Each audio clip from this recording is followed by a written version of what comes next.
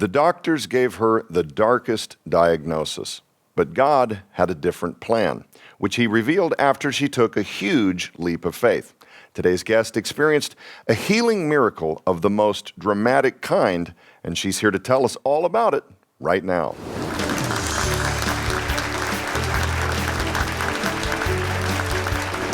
Hello and welcome back to SkyWatchTV. I'm Joe Artis Horn. Today's guest was featured in last week's installation of SkyWatchTV. We covered her brand new book, in part, Overcoming Cancer, From Despair and Desperation to Hope, Life, and a Newfound Mission. She's back again this week. Ladies and gentlemen, Lynette Hill and her husband, John.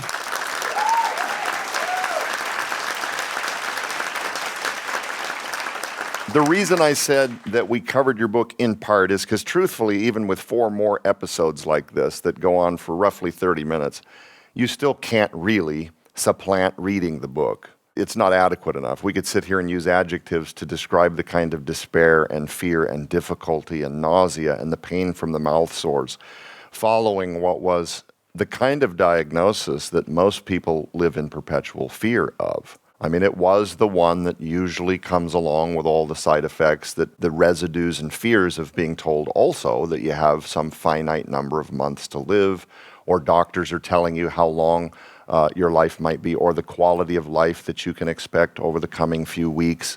They were preparing Lynette for hospice. They're telling her to get her affairs in order, to make sure that her papers are sorted, prepare the children, all of the kind of end-of-life things that good physicians try to encourage people who might not have family members there to encourage them to take care of these affairs, matters of estate, etc., but did not at all suggest to her that she might live. That was a giant missing ingredient from the echo chamber that was you trying to support your health journey. So if you missed last week, ladies and gentlemen, you have to go back and listen to just a part of her harrowing story being told you have stage 4 metastatic breast cancer that had spread to her ovaries. She had a 12-centimeter mass on her ovaries. It had spread to her stomach. It had spread to her lungs. Within just a few months of discovering some of God's medicine and his plan for her recovery, she sits here today totally cancer-free.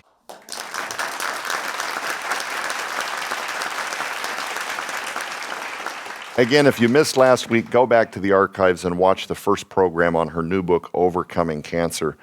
Lynette, I want to hit the ground running because you know these go really fast. But when God began to show you his plan for healing, how long did it take for you to start to experience maybe a change in your body? At what point did you start to feel like maybe you were recovering? Because again, last week you described feeling like all the care that you were receiving prior to God's approach to this thing failing you. You described feeling like you were dying regardless, and you had to do something that most from the outside looking in would have thought of as totally extreme, to abandon the care that you were receiving for this totally self-navigated, self-researched, you're just turning over rocks online, you're praying that the Lord will show you little nuggets, like a little bread trail, right? Right. Showing you all the way home. How long did it take before you started to feel better? So before I can answer that, I want to just let your viewers know that part of my symptoms why I went in was that 12-centimeter mass on my ovaries was pushing against my colon. Right. So it wasn't allowing me to go to the bathroom. That was my first symptoms, like, why can't I go to the bathroom? And one of our foster children, because we fostered teenage boys for 10 years, one of them, he became a nurse. And he's an amazing young man, and his name's Victor. And I called him, and I said, Victor, I can't go to the bathroom. What's going on? He's like, oh, Mom, when people get older, they kind of get impacted. Just go to Walgreens, pick this up, and you'll be fine. Right. So I did, and it flushed me out. But a couple days later, women know their bodies. I still could go to the bathroom. I'm like, something's wrong. So fast forward when I got the diagnosis, and that was why I couldn't go to the bathroom. When I made the decision to start using God's medicine, within 3 months, I knew something was working. Because I don't know how graphic I could be. I told my husband, Something started to work again. Yes, I could actually go to the bathroom and have a regular bowel movement. So I knew something was working, Right. but I couldn't see inside my body. So 3 months later, a total of 6 months, is when I had my next scan. And that's when she told me, your 12-centimeter mass is completely gone. Now, did you hear that? And I want to point out something that you'll learn in the book. This physician, the one that's interpreting your scan now, this is the same person who months before had said your scans are not the scans Right. of a person who lives. Right. Did she seem mystified at all? Like, Oh, yeah. like checking your name and date of birth and making sure that you're the same Lynette Hill. Like, Yeah. did we screw up Oh, on, she stared at the screen for a while. like making sure? Yeah. Did she seem mystified at all? Yes. She was just really surprised. She didn't ask you though, like didn't like ask what me, no. happened. She just No. assumed you were recovering in whatever way. Right. And I know that this is going to be difficult to try to quantify in words, but was there part of you that was almost kind of wondering if you'd get a good report based on the way your body was feeling, or did you go in absolutely, I just know there's not going to be any disease that shows up on this thing, or were you kind of surprised as well? I was surprised because you're never sure because you don't know what's going on inside your body. But I knew I was getting better because I looked like, as I mentioned in the last show, somebody off the National Geographic magazine, Skin and Bones. It was awful. And my older sister, who's a nurse, who was quite the caregiver with me, along with my husband, she said to me, Lynette, I planned your funeral 7 times. Wow. Because I know what death looks like. Oh, my And goodness. I know that you were knocking on death's door several times. She'd walk into my room and I was literally just emaciated laying on the bed. And so for them to see me start recovering, I knew I was feeling better. My appetite was coming back. Right, But right. again, you don't know what's going on inside of your Sure. body. So I was hoping that my leap of faith was going to pay off. So And- I was elated. And you had another scan months later after that that confirmed basically the same result? That I was cancer-free. The Cancer-free. first scan was 12 centimeter mass is gone. Okay. The next scan, I had no more cancer in my body. I'd like to remind the viewers, too, that at the absolute height of her sickness, she decided that she was going to shift what she was doing. And so the care that she was receiving and into this new adventure that she believed was being led by God, the sickness was all still there. So Right. it's important for the viewers at home to understand this healing that God brought her, this change that happened in her body was brought by God. And another important part of her journey that I feel has to be brought up since we've brought God into the picture with what I just said. There was a moment in her journey before she made the switch to anything, while she was just going day by day by day, how am I going to live? How am I going to get through this? That a certain friend came to her and said, God is going to touch you. He didn't say he might. He didn't say go to the altar and see what happens. He didn't say go to a revival meeting. Maybe if you say the right words or pray the thing, read this verse every day for a month, no formulas. She said he is going to touch you, and she said it with confidence. Yeah, who was this friend? Because, I mean, I know because I've read the book, but So Sicilin is a very old family friend. We're all from the Caribbeans. I'm from Dominica. Sicilin's from one of the other sister islands. And we came to this country and we connected with her. And I've known her since I was a child. And when she found out I was sick, she came and she prayed with me. And her prayer was so powerful. And in her prayer, she said, God is going to touch you. You are going to be healed. And she said it with so much confidence. When she said he's going to touch you, it brought to mind an old song by the Gaither Band, He Touched Me, Oh, He Touched Me, and all the joys that flood my soul, that I started singing that immediately. And my sisters joined in, and she joined in, and it was just a chorus in the living room. And I just started crying tears of just joy. And I felt that in that moment. And I hung on to that. Even when I was dying and surrendering, I felt like God still was touching me. And whether I was going to go home to be with him, he was still touching me. I had no doubt of my faith in God still. But she also mentioned to me after she prayed, she says, you know, I was diagnosed with cancer 20 years ago. And I said, you were? What happened? She said, I was diagnosed with stage 4. They told me to go home and get my affairs in order. She told the doctor, thank you very much for letting me know. And she walked away, never went back to the doctor. She just completely changed her diet. And I said, so you don't have cancer anymore? And she says, I don't know. I just never went back. At that point, it didn't click with me that she changed her diet and did certain things. Because all I remember her saying is she could still have cancer in her body, and I didn't want this in my body. You wanted like closure to know for sure that the Yes. test said no, Yes, no more. I Yeah. need to know. But it's a two-way street because it isn't just God said something through Sicilin. It's God said something through Sicilin. You latched onto it Yes. and said, I will hold that as a promissory Right, note from God right, over my right. life every single day. Yes. Come what may, there were dark times ahead. And Very dark. And Thanksgiving alone in the hospital, she was still saying, I hold to that promise. I hold it over my life. And that is when she was healed. And I'm not asking or advocating that people be irresponsible. They latch onto that and they're irresponsible with making promises that they have no possible way of delivering, they themselves as human beings. Right. I've seen that too, where people speak over people and the outcome is not what was spoken. And so there's this dilemma about, well, did God speak or was that guy wrong? Right. So I'm not just blindly suggesting that if you know somebody in proxy to you that's really challenged with something difficult, that you should just take this as advice to go say something positive because placebo works and we know that positive thinking kicks in at some point, right? Right. It's reckless, but there are times like our good friend Debbie Short, who's not here today, where God really does speak through some of his children. They have a special instinct or a gift or an intuition, and they've a proven track record of speaking when God prompts them, and then the fruits of what was spoken add up later.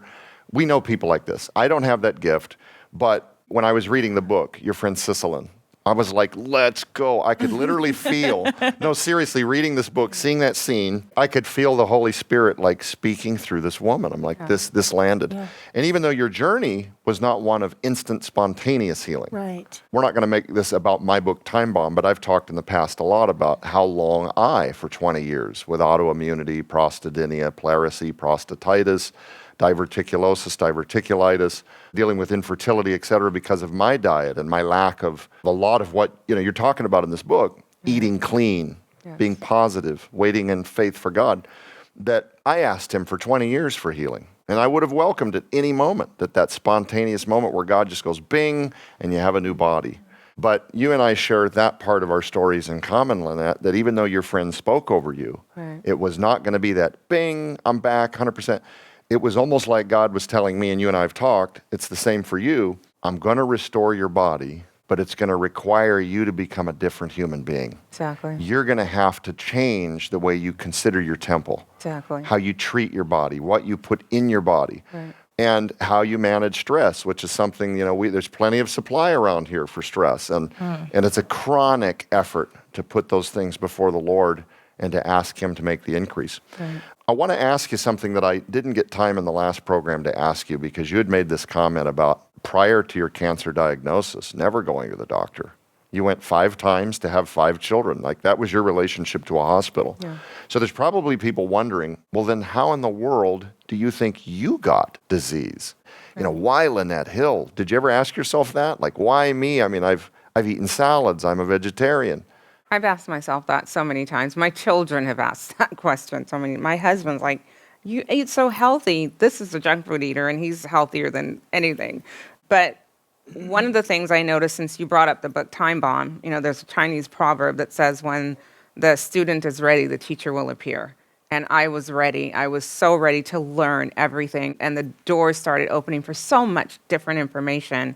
And one of the books I read was yours, Timebomb. I was a vegetarian, as you mentioned, for over 25 years. Always thought I was eating healthy, going to the grocery store, doing the right thing, until I read your book and realized that while I was going to the grocery store, getting my fruits and vegetables and all of the stuff that I thought was healthy, I was eating pesticides for 25 years because I wasn't eating organic. I was just eating grocery store foods. And that could be it, stress. I mean, there's so many different environmental factors, but that was part of it. So now with this newfound release on life, I make sure that I eat clean and I remind myself that this is the temple of God and I have to put everything in it. And now that God has given me a second chance, I can't go backwards and start eating the things I used to eat and expect to stay healthy. Right. And it's really a journey of self-navigation for most Very people much so. because, the standard of care in Western society for the most part doesn't deal with nutrition at all. And certainly wasn't in my case that anyone ever told me anything about diet, decision making. Right. Maybe it's not a good idea to eat breakfast cereals with spoonfuls of big brand peanut butters and, be up till 3 a.m. snacking through Netflix. Like, I would ask those things. The guy that cut out half of my colon, he's a good guy. He's good at what he does. If you want a partial colostomy, he's the one, right? But my wife asked him when I was absolutely unable to eat anything, would a fiber, would a probiotic do anything for my husband? I've been online looking. There are people that say this could move the needle. And he looked right at us both and he said, there is no evidence anywhere that has ever been aggregated at any time that suggests that a probiotic or a fiber does anything. Now, is he a liar? No. No, this is what he's been conditioned to recite. And we're not going to spend time in this episode getting into, the pharmaceutical industry or things like that. You can read up on a lot of that yourself if that's an area of interest. But in your book, Overcoming Cancer, and I'll read the subtitle again. Let's put it back up on the screen, folks. From despair and desperation to hope, life, and a newfound mission. I remember reading in the book you found medicinal mushrooms, and then you would put those aside. And you're like, okay, I don't feel like God is telling me that right now for me this is the right part of my journey. But he did begin to show you a series of things to support your immunity. Right. Additional to eating clean and supporting your immune system with God's herbs. Yes. If somebody out there is watching this show and they want to know, Lynette, what would your advice be to me? I'm faced with crisis. My father is faced with crisis. And obviously in a program like this, it would be medically irresponsible for us to play the role of doctors or try to diagnose or prescribe, our 2 cents about what you should do with your journey. But philosophically, metaphorically, what would you tell that person? First thing I would tell them to do is pray. I've always been a praying person, but when I started this journey, I'm telling you, I bent God's ears so much. He was like, oh my gosh, it's her again. It's just constantly praying. And there's a story, the prophet came to King Asa and said to him, it's not that you went to the physician, it's that you went to the physician first. And so there's nothing wrong with physicians, we need them. But if we pray first, God really does go before us and make the crooked places straight. And in the book, you see that with the emergency room doctor, with the urgent care doctor, all the ways that he just went before me. It's amazing. And the doors that he opened to show me his medicine. So if anyone's going through a crisis, just really pray and ask, because doors will start opening and you have to just follow through with it.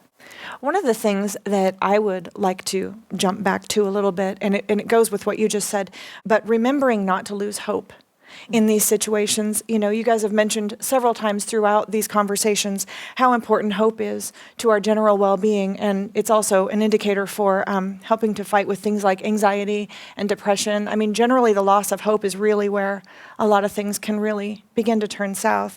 And one thing I just wanted to throw out is that the scripture, by his stripes we are healed, is often claimed as a promise of physical healing. And when that outcome is not what the person has spoken, it can correlate with lost hope, because people say, well, the Bible says by his stripes we are healed. Why did this person not be physically healed? That's right. And so I just want to remind everybody that that is a great, beautiful promise. And sometimes we see this physical healing, which is amazing in situations like yours. But in those situations where that physical healing is not in this earth, the context on that scripture is that Jesus on the cross, and through what he went through in that sacrifice, provided for our healing in the spiritual realm. That's right. And so when we don't see that physical healing on this earth, the reason not to lose hope is to remember that actually by his stripes, our spirit is healed and our spirit can be restored to God. And that's the actual ultimate healing. Every time we can see it, we rejoice.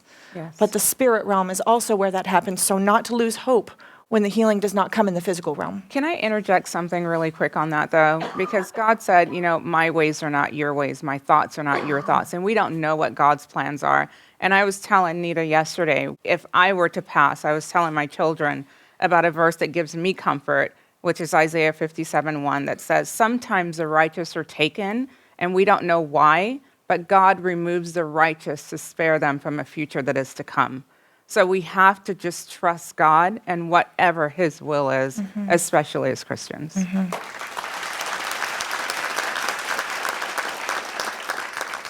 Well, ladies and gentlemen, we want to make sure you know how you can get your copy of this incredible, harrowing new book called Overcoming Cancer by Lynette Hill in the Lynette Hill special offer. This amazing opportunity includes the brand new book by Lynette Hill, Overcoming Cancer, From Despair and Desperation to Hope, Life, and a Newfound Mission, that details her harrowing journey from a prognosis of death to her own awe-inspiring restoration after discovering God's path for true healing, maximizing immunity, and supporting recovery. But that's not all. This unbelievable collection also includes my book, Unlocking Eden, with companion DVD that reveals the true underlying root cause behind why millions of Americans are suffering a health crisis epidemic right now completely unnecessarily. From the importance of detoxification, unburdening metabolic pathways, and maximizing methylation, the Unlocking Eden book and companion DVD collection is filled with groundbreaking information that can help you revolutionize your health and your life. Sold separately, these items hold a retail value of over $65. Yours now for your donation of only $35, which includes free shipping to all U.S. orders. So act quickly. You can scan the QR code on your screen using the camera app on your phone for instant access to this special opportunity right now, but it's available only while supplies last, so don't delay.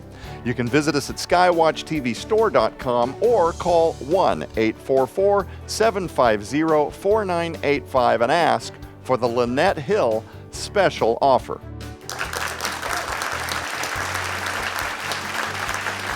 Unbelievable.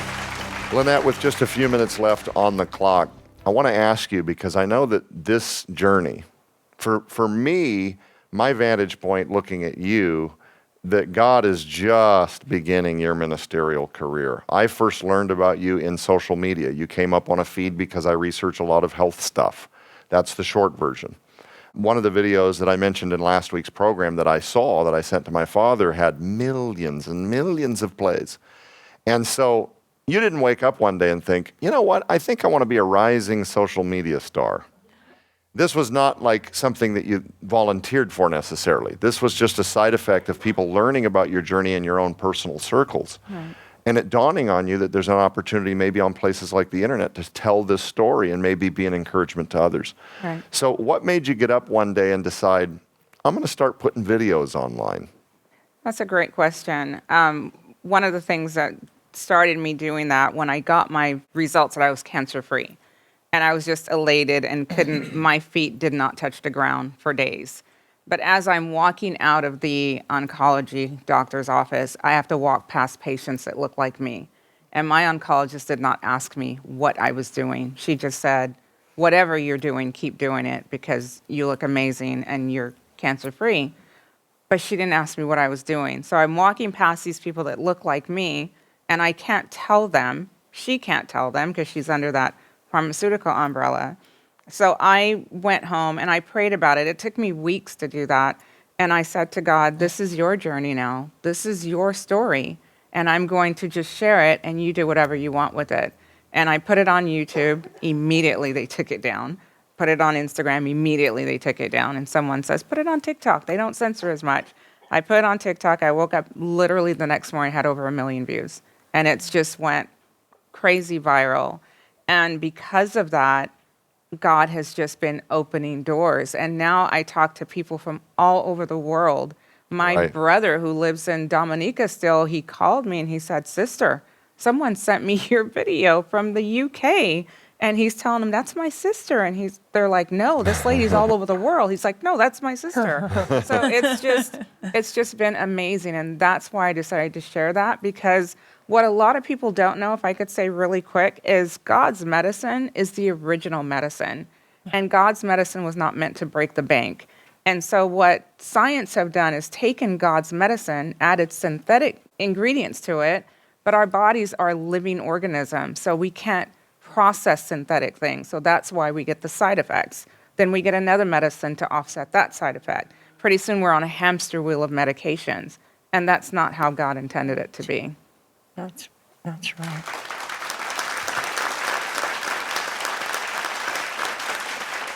I like that on your book cover it says newfound mission. Yes. And I love that. It's my favorite thing because this journey for you will resonate with so many other people, and they will have their own journey of life to write. And I'm seeing that now, which is amazing.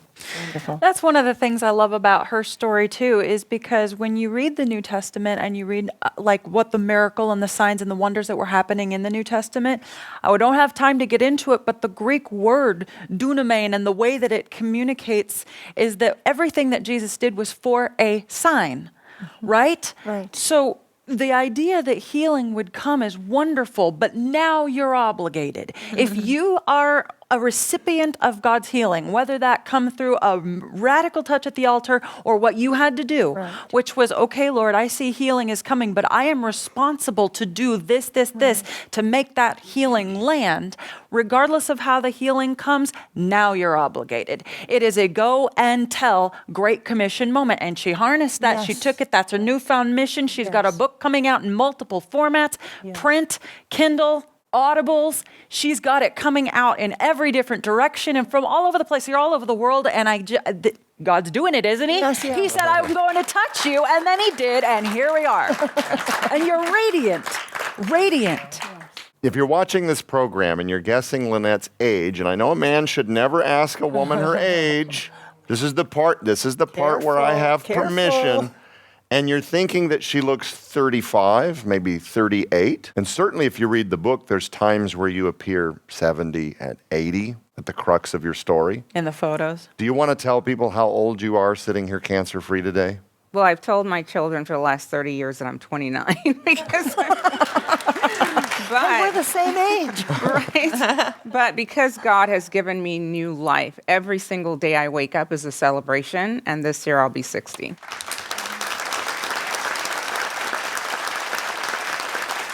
Okay, now we're not the same age. Yeah, no, I want to look Lynette's age. This isn't fair. Ladies and gentlemen, unfortunately, we're all out of time. I hope these programs blessed you. I hope that you find inspiration and hope in the new book, Overcoming Cancer. For our special guests here, Lynette and John, thank you again for joining us. Everybody here in studio, I'm Joe Artis Horn. Keep your eyes on the prize, which is Jesus Christ. We'll be back.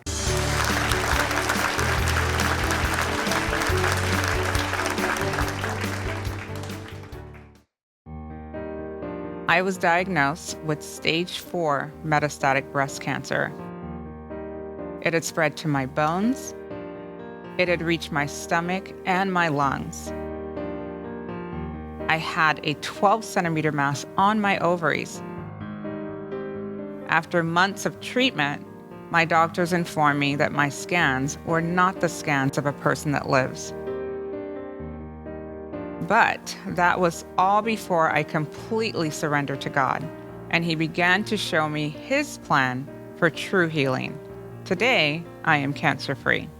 I can't wait to share my story with you. I believe God can change your story too.